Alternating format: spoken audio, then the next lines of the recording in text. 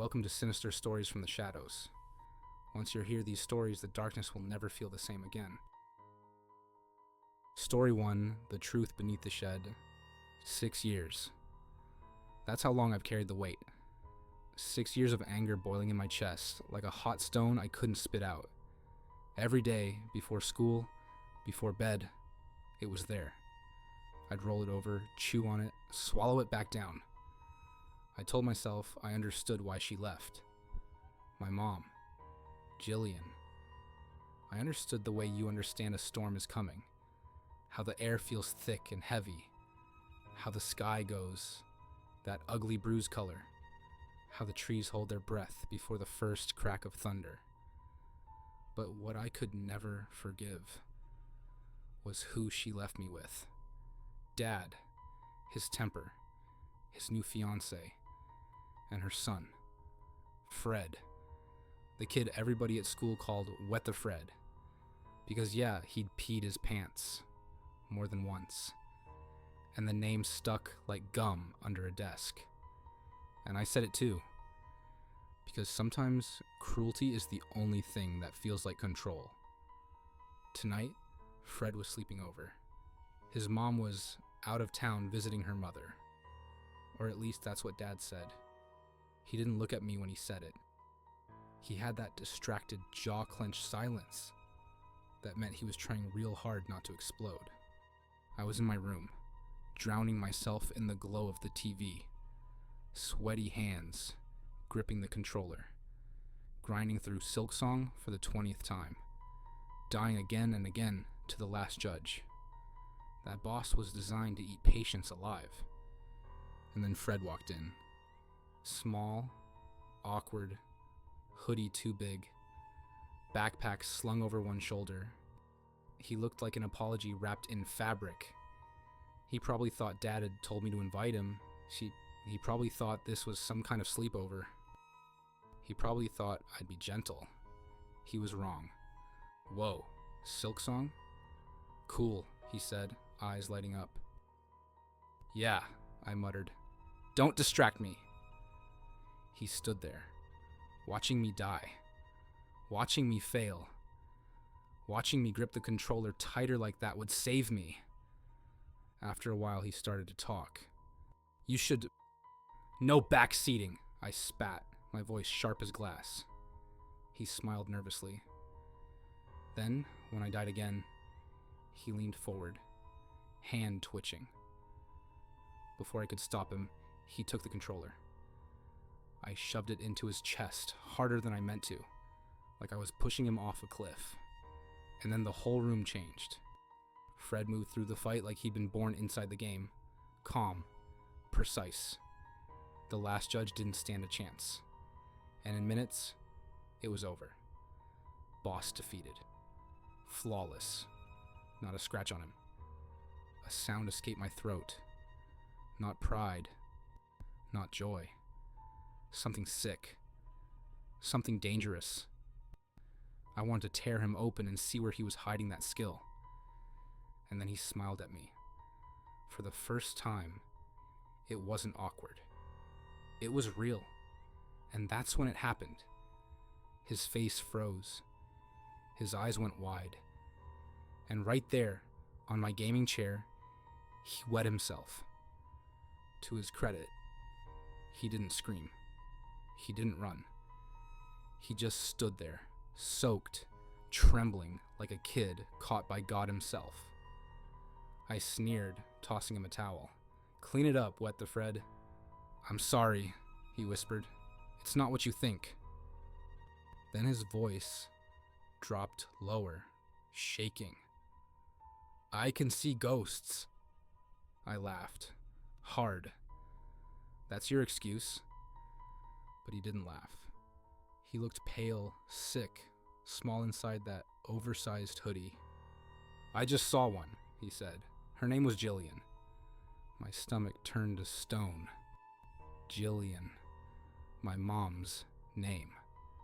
How do you know that? I demanded, the burn in my chest flaring into wildfire. He swallowed. His voice cracked. She said she's under the shed. Something about Your dad. The lie.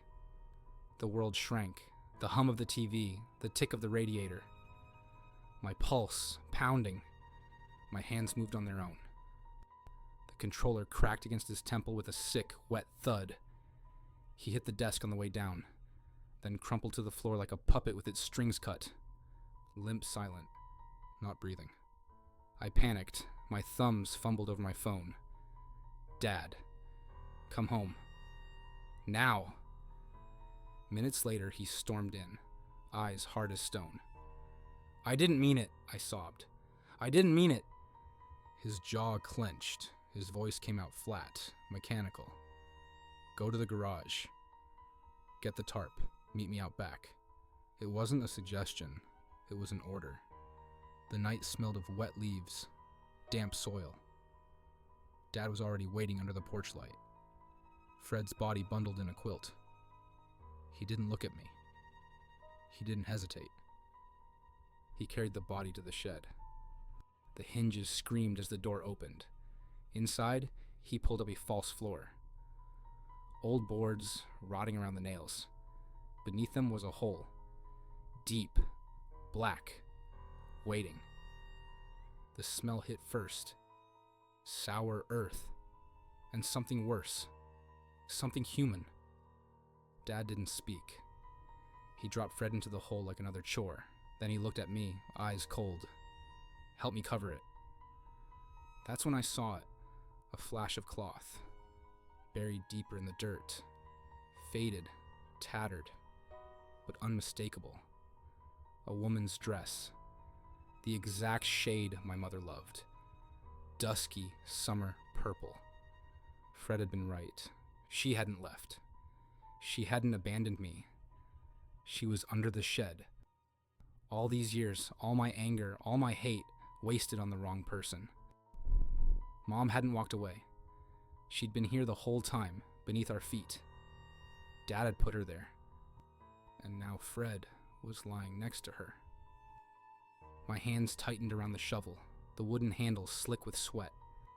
My chest felt like it was tearing open. Dad's shadow loomed long and heavy in the shed's light as he patted the dirt flat with calm, practiced strokes. When he finally turned to me, his voice was steady, like this was just another bedtime order. Now you know, he said. And just like that, the truth was buried again. Story 2, A Merry Christmas Angel. It's been 3 years since my sister died, 3 long, rotting years. And only now do I finally know who killed her. Back then, when it happened, my parents told me to let it go. They said digging would only bring pain, that the past was better left buried. Rachel was no angel, they muttered.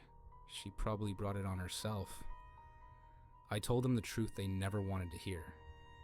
If they'd treated her better her whole life, maybe she wouldn't have ended up where she did. Maybe she wouldn't have been swallowed whole by the system. Maybe she'd still be alive. But they didn't want to hear it. They never wanted to hear anything about Rachel. So I stopped talking to them. I stopped asking for their approval. And I started digging. For 3 years I turned over every stone, asked every question, greased every palm. I spent more money than I had, bought favors from people I never should have trusted. But finally I had a name. Angel Flores. That's the name my contact inside the prison whispered to me. That's the name the reports pointed to. That's the name tied to my sister's blood. But a name wasn't enough. I didn't just need to know who did it. I needed to make them pay. Rachel wasn't perfect. God knows she wasn't perfect. After our parents abandoned her, emotionally first, then financially, she fell in with the wrong people.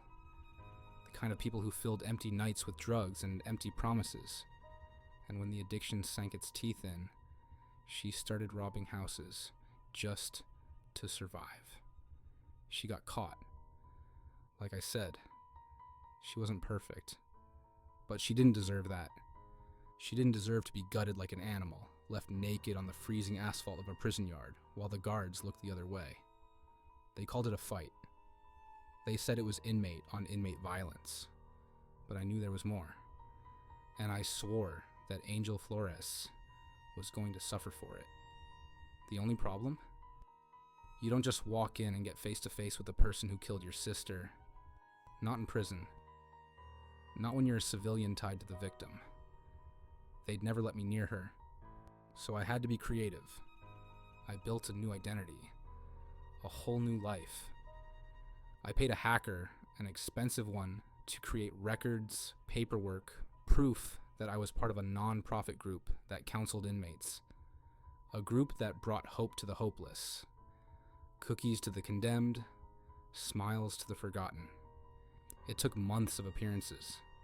Showing up to the gates with trays of food, with words of kindness, with the kind of fake warmth that melted suspicion. I became that nice volunteer lady, with the soft laugh and the steady eyes. It worked. By December, I had a reputation, and on Christmas Eve, the doors opened wider than ever. Everyone deserves visitors on Christmas, the program slogan said. I strolled down the corridors of the prison, humming carols under my breath, offering cupcakes with white frosting and red sprinkles. I smiled at each inmate, told a joke or two, asked about their families. I was Santa Claus in human skin. The guards watched me with lazy grins. They didn't see me. They saw the role I'd built for them. And all the while I moved closer to her. Angel Flores. When I finally reached her cell, I felt the years of anger knotting up in my throat. She was smaller than I expected. Hollow cheeks. Eyes like tired glass. She didn't look like a killer. But then, killers rarely do. I sat across from her, hands folded, face calm. "Do you know who I am?" I asked softly. She looked at me blankly, shook her head. My sister was Rachel Merriweather. Her eyes widened. A flicker of recognition, of guilt, of fear. She opened her mouth to speak, but I raised my hand. Slowly, deliberately, I pointed to the half-eaten cupcake in her hand. The frosting smeared at the corner of her mouth. Then I smiled. A real smile this time. A cold one. I made a little gesture with my fingers, goodbye, and stood up. I walked out of the prison with a calm I hadn't felt in years. Behind me, the silence was breaking. The guards began to cough, then choke, then collapse, crimson froth spilling from their mouths. Their half-eaten cupcakes rolled across the floor, their fingers clawing uselessly at the air. Tetrodotoxin, tasteless, odorless, from a rare pufferfish, deadly in small doses, slower in larger ones, long enough to spread the holiday cheer before the body gave in. I didn't need to see Angel's face to know she'd find the note I left tucked under the napkin on her tray. "I know you didn't do it." Underneath, the names of every guard who had murdered my sister, then blamed her death on another inmate. Her hands would shake as she realized the truth, that the system had chewed up both of them, that she was never the enemy, and that every guilty man and woman in uniform had just swallowed their judgment. Merry Christmas to me, and to Rachel.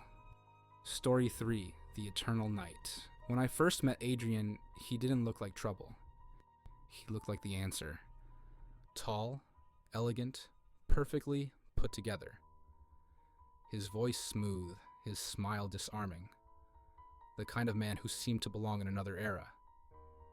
He carried himself like he knew every eye in the room would find him eventually. We talked, we laughed, we flirted. And against my better judgment, I said yes when he asked me to dinner. The restaurant was the kind that didn't need to advertise. Dim lighting, velvet booths, and waiters who seemed to glide instead of walk. Adrian knew everyone, or at least everyone acted like they knew him. The wine came already chosen, deep red, darker than I'd ever seen. Adrian didn't drink, he only encouraged me to sip. He barely touched his food either. Instead, he asked me questions. Strange questions. About fear, about my childhood, about whether I believed people had souls. When the night wound down, he offered to drive me home. But somehow, the invitation turned, and I found myself saying yes, when he asked, so politely, "Would you like to come back to my place for a nightcap?" His house was old, not historic like a landmark. Older. The kind of house that looked like it had been standing for centuries, its bricks dark with age, its windows tall and watching. Inside, it was breathtaking and unsettling. The walls were lined with books, some so worn they looked like they belonged in a museum. Candles burned where lamps should have been. Heavy velvet curtains covered every window. Not a sliver of moonlight allowed through. And the strangest part? No mirrors, not in the hallway, not in the bathroom, not anywhere. At first I told myself it was eccentric, nothing more. Plenty of wealthy men had strange tastes, but then I noticed the portraits. Dozens of them, arranged in neat rows on the walls of his study. Women, painted in oil, dressed in the fashion of different eras. The 1800s, the 1920s, the 1970s. All beautiful, all young, all eerily similar to me. When I asked about them, Adrian smiled faintly. "Friends," he said, "from long ago." His tone made it sound final. I didn't press, but the unease was growing. I excused myself to the bathroom. On my way back, I passed a door slightly ajar. Something drew me to it. Curiosity, or maybe instinct. I pushed it open. The room beyond was cold, stark, a bed too large, too neatly made, with dark sheets that shimmered faintly. And on the nightstand, a goblet, half full. The liquid inside was thick, red, not wine. My stomach turned. That was when I decided to leave. I grabbed my coat and purse, muttering something about an early morning, about needing to get home. I made for the front door. But before my hand touched the knob, his voice came from behind me. Low. Calm. "Going somewhere?" I froze. He was suddenly closer than he should have been, blocking the door, his expression unreadable in the candlelight. My pulse thundered in my ears. "I should go," I managed. "It's late." Adrian tilted his head, watching me with those dark, unblinking eyes. "You looked in the room, didn't you?" I stammered, I don't know what that was, but..." He stepped closer, close enough that I could see the sharp glint of his teeth when he smiled. Too sharp, too long. And then finally he said it. Quiet, almost tender. "You figured it out." My breath caught. The pieces slammed together. The wine he never drank. The food untouched. The portraits of women who never aged. The curtains, the mirrors. The goblet on the nightstand. "You're..." My voice broke. "Yes." His eyes gleamed crimson in the candlelight. "A vampire." I backed away, but his hand was already at my wrist, cool and impossibly strong. His other hand brushed my hair from my neck with a gentleness that made me shudder more than force would have. "You could leave," he whispered. "Pretend this night never happened. But you won't. You're too curious. Too much like me." His lips grazed my ear. "Stay, and I'll make you eternal." I tried to scream, but it died in my throat as his fangs sank into my skin. The pain was sharp, blinding, then melted into something else, a flood of warmth that hollowed me out and filled me with fire. When he finally pulled away, he pressed his wrist to my lips. The taste was thick, metallic, intoxicating. My body betrayed me. I drank. The room tilted, the shadows deepened, the world sharpened. My pulse slowed, then changed, no longer the frantic rhythm of a human heart, but something darker, steadier, stronger. Adrian smiled. Not charming this time. Victorious. Now, he murmured, crimson eyes glowing. You are mine. That was the last night I lived as myself, and the first night I belonged to the dark. A secret portrait waiting to be painted. Another friend from long ago. Eternal. Story 4, The Night in Blackwood Forest. It started as a joke. A group of us, 6 friends, all 17, all convinced we were invincible, decided to sneak out to Blackwood Forest with a backpack full of cheap vodka and beer. Nobody's parents knew where we were. That was half the thrill. The night was warm.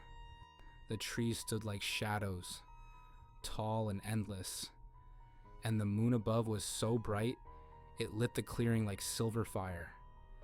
We laughed too loud, drank too fast, dared each other to howl at the sky.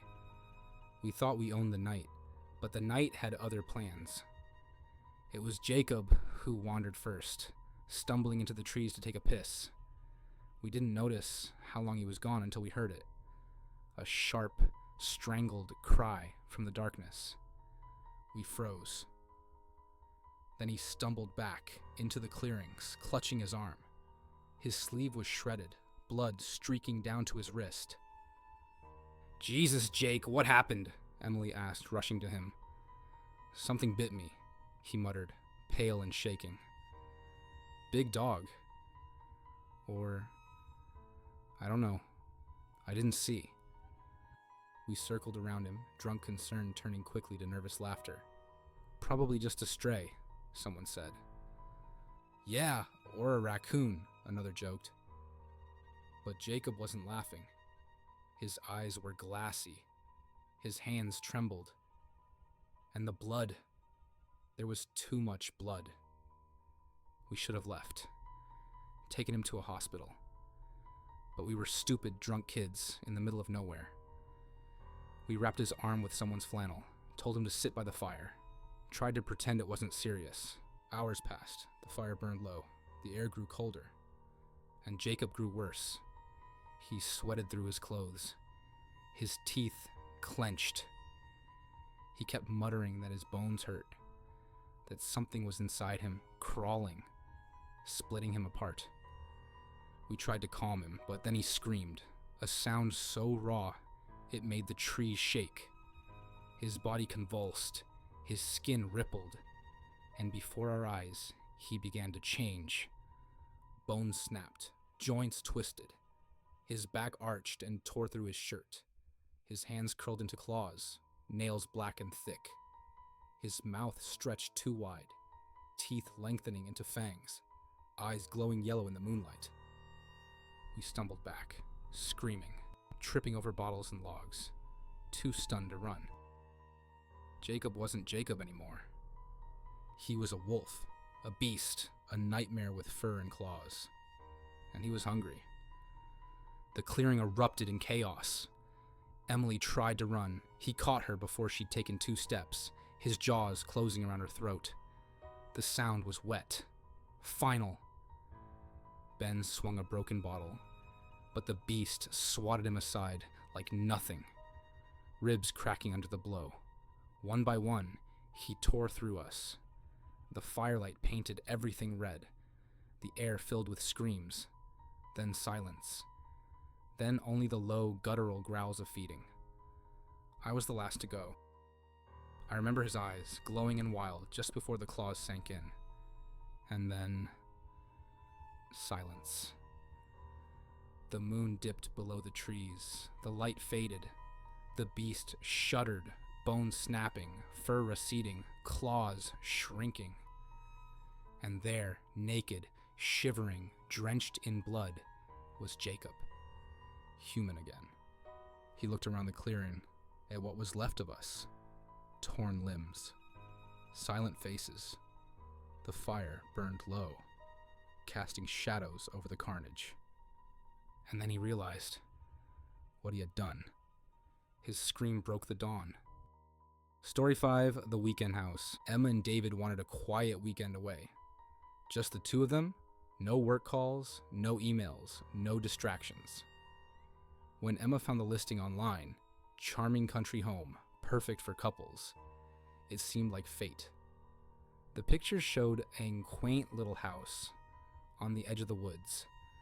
White walls, ivy climbing the sides, a porch swing that looked like something from a romance movie. It was cheap too, almost suspiciously cheap, but Emma brushed that off. They booked it. The first day was perfect. They arrived just before sunset, the sky glowing orange behind the tree line. Inside, the house smelled faintly of cedar, though there was something sour beneath it. Something Emma told herself was just old wood. The place was cozy. Too cozy. Heavy curtains on every window. Thick rugs muffling the creak of the floorboards. The kind of silence that pressed in, heavy and waiting. Feels like it's been sealed up for years, David joked, dropping his bag by the couch. Emma smiled, though uneasily. Well, it's ours for the weekend. That night, the noises began. At first, it was just creaks. Houses settled, wood shifted. Nothing unusual. But the longer they lay awake in bed, the more distinct the sounds became. Footsteps. Slow. Dragging. Moving across the hall outside their room. David sat up, straining to listen. Did you hear that? Emma nodded, clutching the blanket. Maybe the owner forgot something? But when David checked, the hallway was empty. The next morning, Emma found something strange in the kitchen. A knife left out on the counter, its blade stained brown. She frowned. David, did you use this? He shook his head. The air felt heavier that day. Every room seemed colder, shadows clinging to corners even with the curtains open.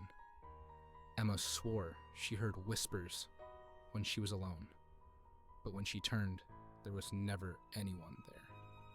That night, the haunting became undeniable. Emma woke to the sound of breathing, right beside her ear.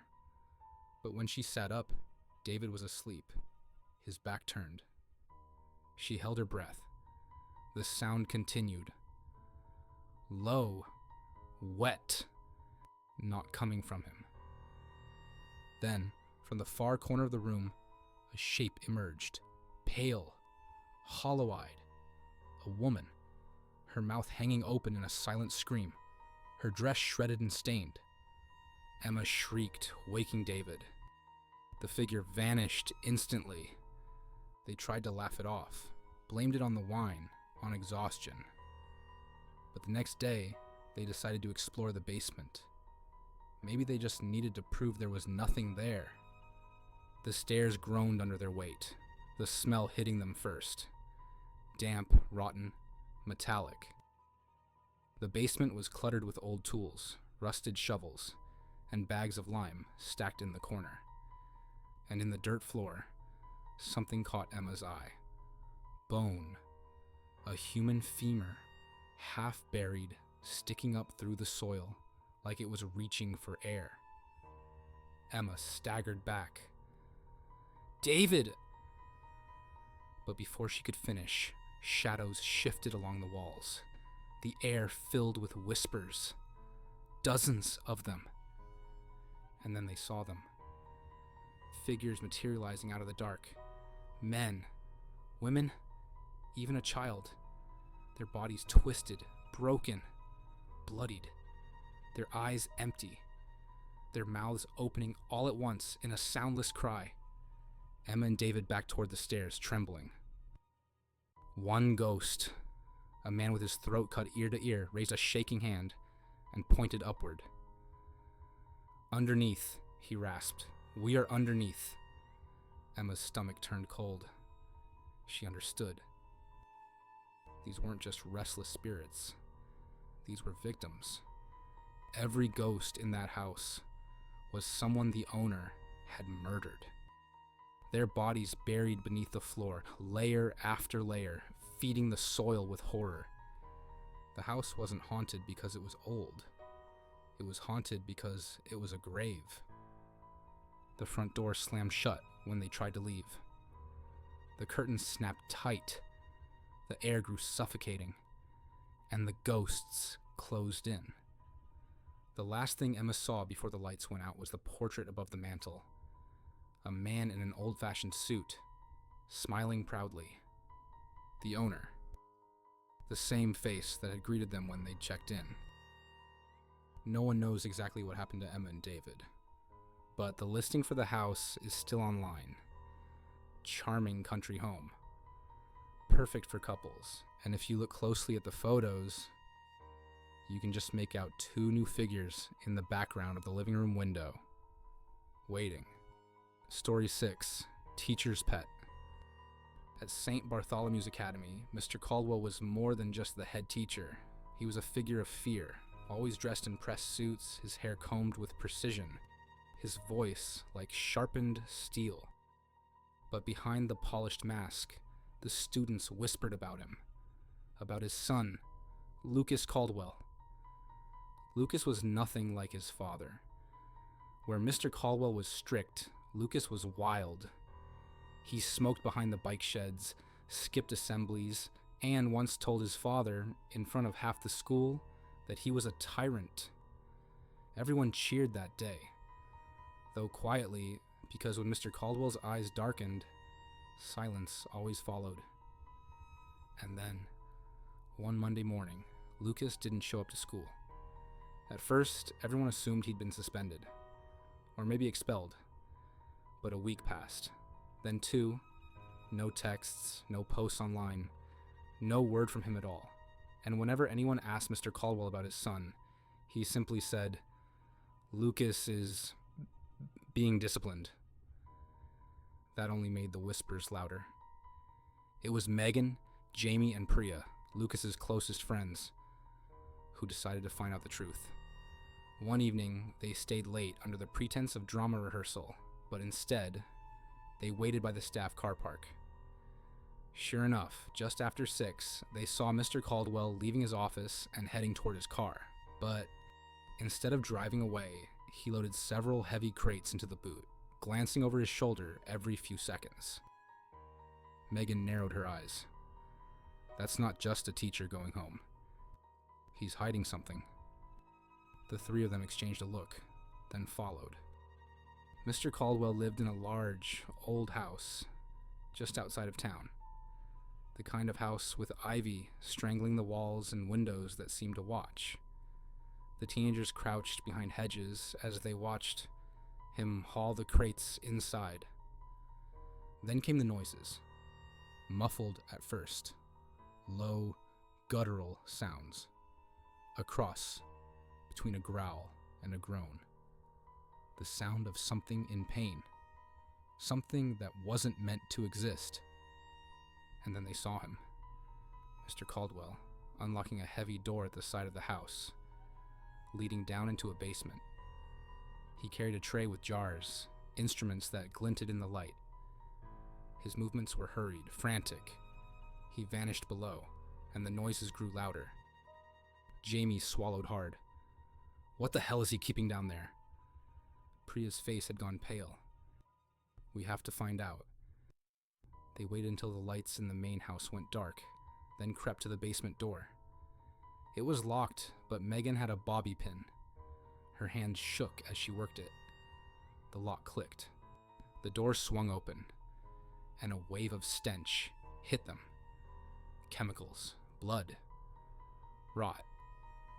They descended the steps, the air thick with buzzing fluorescent lights. The basement looked nothing like a home.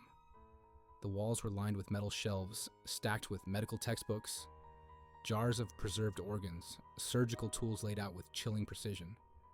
And in the center of the room, strapped to a table, was Lucas. Or what had once been Lucas. His head was shaved in patches, crude stitches running across his scalp. His eyes rolled, unfocused, glowing faintly under the harsh lights. Metal clamps pinned his wrists. Wires and tubes ran from his arms into machines that pulsed with unnatural rhythm. His body was bloated, scarred, parts of it twitching as though stitched together wrong. He groaned, a sound that was almost human, almost a cry. "Lucas," Megan whispered, tears stinging her eyes. His head jerked toward her. His mouth opened, revealing teeth cracked and jagged. He tried to speak, but only a guttural growl emerged. On the wall above the table were notes, pages pinned up with neat handwriting. Subject resists correction. Further cranial adjustments required. Goal: obedience. Jamie's hand shook as he lifted one of the notebooks.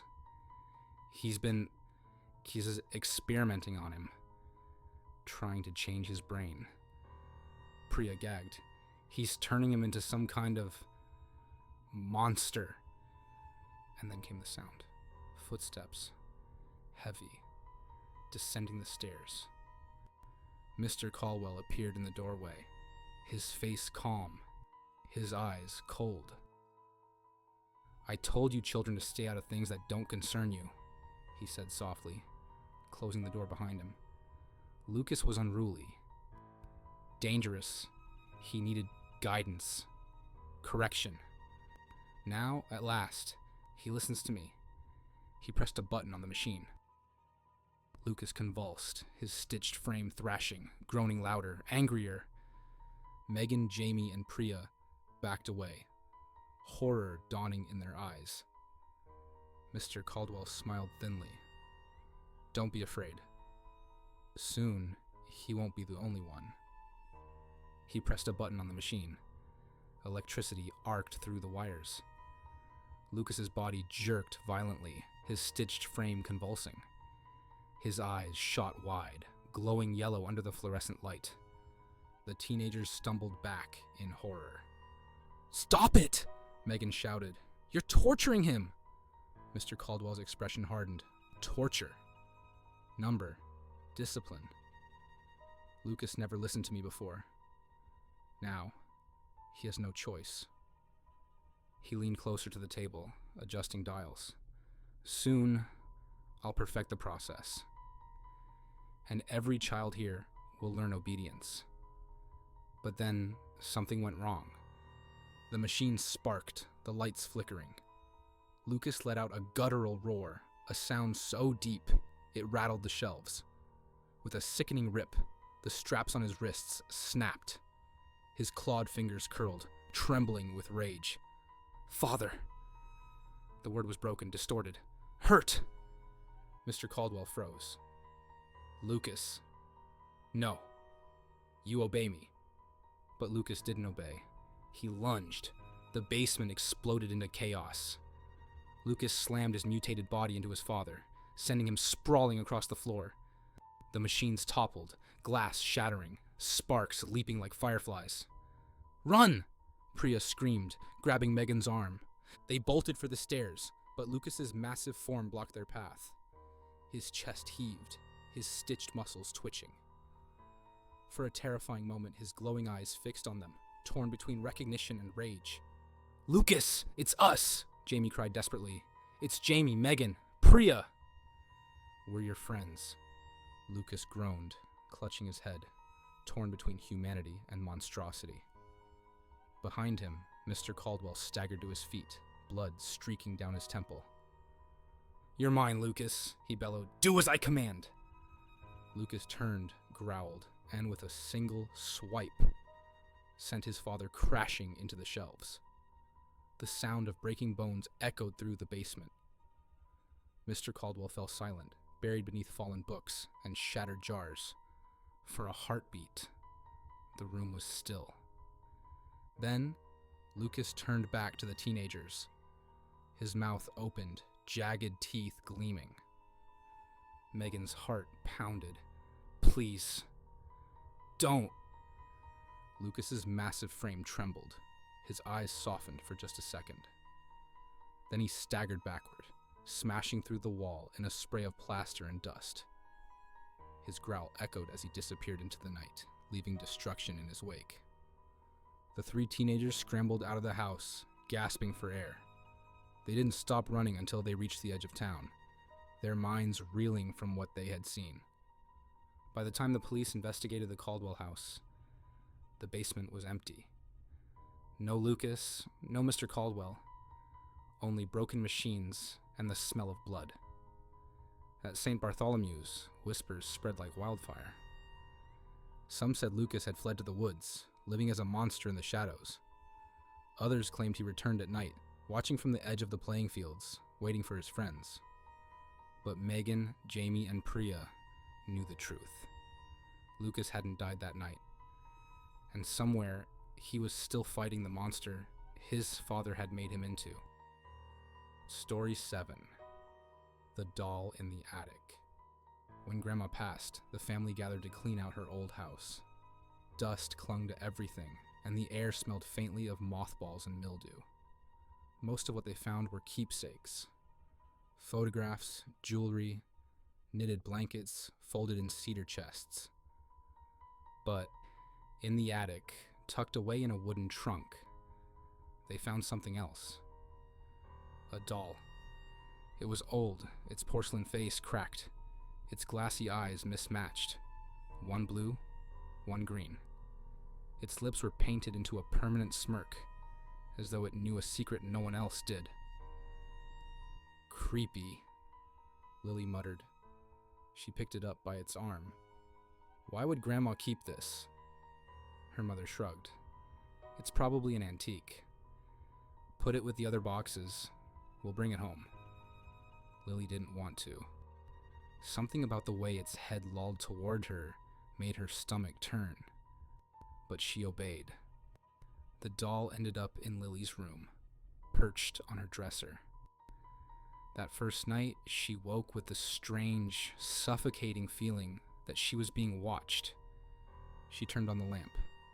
The doll was still there, but now it was facing her bed. She was almost certain she had left it turned toward the wall. Just tired, she whispered to herself, pulling the blanket over her head. But the unease never left. The next morning, their dog, Max, didn't come running for breakfast. They found him in the yard, stiff and cold, his body twisted unnaturally. No blood, no sign of another animal. Just death. Lily's heart dropped. It was the doll, she whispered. Her parents exchanged worried glances. Sweetheart, don't be ridiculous, her dad said. It's just a toy. But that night, the noises began. Scratching. Soft, deliberate scratching, coming from Lily's room. She opened the door slowly and flicked on the light. The doll sat in the middle of the floor, far from the dresser. She screamed. Her parents rushed in, but when she pointed, the doll was back where it had been, perfectly still. Her father frowned. Lily, stop this. You're upsetting your mother. I'm not lying, Lily cried. It's the doll. It killed Max, but he wouldn't listen.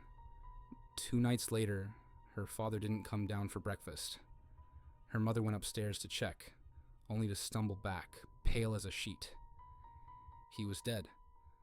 Lying in bed, his eyes wide, his mouth frozen in a silent scream. And sitting neatly on his chest was the doll, its cracked face tilted toward him in mock affection. This time, Lily's mother believed. Together they took the doll to the fireplace. Lily's mother struck the match, and they both watched as flames engulfed it. The porcelain cracked, the clothes burned to ash, and at last, the smirking face collapsed into cinders. They buried the remains deep in the garden, convinced it was finally over. That night, they slept for the first time in peace, until morning. When Lily came down for breakfast, she froze in the doorway. There, sitting at the head of the table, legs dangling, its porcelain face perfectly whole again, was the doll. Its mismatched eyes gleamed in the sunlight, and its smirk was wider than before. That was when Lily remembered something. When they had been cleaning Grandma's house, she'd noticed a photograph in the trunk beside the doll. At the time, she had barely glanced at it, But now, her mind replayed it in sharp detail. A little girl standing stiffly, the doll clutched in her arms. Grandma, but much younger. Lily rushed upstairs, dug through the boxes they'd brought back, and found it again. There it was, her grandmother as a child, smiling faintly, and the same doll, pristine back then, staring with its mismatched eyes. On the back of the photograph, written in faded ink, was a name, Annabelle, my only friend. Her stomach twisted. Had Grandma known? That night, Lily dreamed of her grandmother. She was standing in the corner of Lily's room, whispering. I tried to contain it, but I failed, and now it's yours. Lily woke to the sound of movement. The doll was no longer on the dresser. It was on the bed, lying beside her, its porcelain hand resting on her arm. She screamed. Her mother burst in, but when she saw the doll, she didn't move to comfort Lily. She only whispered, "It won't stop until it has what it wants." "What does it want?" Lily sobbed. Her mother's face was pale. A family. The next day, they went back to Grandma's house, desperate for answers. In the attic trunk, hidden beneath blankets, they found a diary. Grandma's handwriting, shaking, filled the pages. She had found the doll as a girl, or perhaps it had found her. At first, it was just a toy, but then pets began dying. Her father was found dead in his sleep. Her mother whispered about curses, but no one listened. So Grandma kept it locked away, hidden in the attic, hoping it would be forgotten. Her final entry read, "It whispers to me still.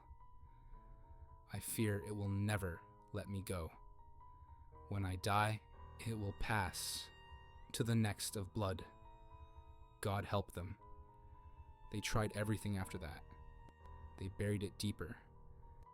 They took it to the church, where the priest refused even to touch it. They even drove out to the woods and left it in a hollow tree. But every time, it came back. On the kitchen table, on the couch, at the foot of Lily's bed, always waiting, always smiling. One night, Lily's mother disappeared. No forced entry, no struggle. Just gone. The only thing left behind was the doll. Sitting in her chair, a woman's silver necklace looped around its tiny porcelain neck. Lily's breath caught. The doll had a family again, and she knew, with a sinking dread, that she was next. Story 8. The Pianist's Bargain. Ethan Ward had been called a prodigy since the age of 8. His hands moved across the piano like water finding its way home, every note struck with precision and passion. By 21, critics whispered that he was destined to become the greatest pianist of his generation. And then the accident happened. A car crash on a rainy night left Ethan's right hand mangled. He woke in a hospital bed, groggy from painkillers, only to find one of his fingers gone forever. The doctors told him he was lucky to be alive. Ethan didn't feel lucky. His career was over. Without 10 perfect fingers, there was no future. For months, he sat in silence.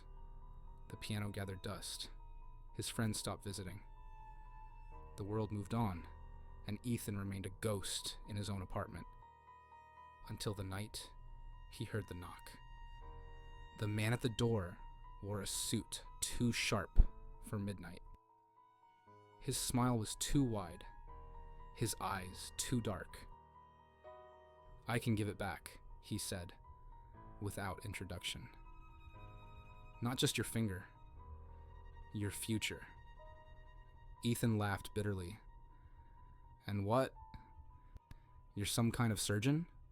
"Not quite," the man said, stepping inside uninvited. "Let's just say I have influence. All I ask in return is your devotion. Play for me. play as though every note belongs to me. Ethan wanted to slam the door. He wanted to laugh. But something in the man's voice hooked into him like a wire.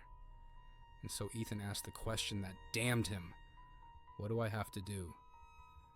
The next morning, Ethan woke to find his hand whole. 10 fingers, long and elegant, as though the accident had never happened. He rushed to the piano, trembling, and began to play. The sound that filled the room was richer, sharper, more alive than anything he'd ever produced. It was as if the instrument itself had been waiting for him to return. That night, the phone rang. A promoter he hadn't spoken to in months offered him a headline performance at Carnegie Hall. And so the ascent began. Within a year, Ethan was a star. His concerts sold out in minutes. His albums topped charts. The world hailed him as not just a prodigy, but a miracle. But fame came with shadows. At every performance, Ethan noticed the same man in the audience. Always in the back row, always smiling too wide. When Ethan blinked, he was gone. And then, there were the whispers. While he played, he swore he could hear a second melody beneath the one his fingers struck. Dissonant, crawling, like voices trapped in the strings of the piano.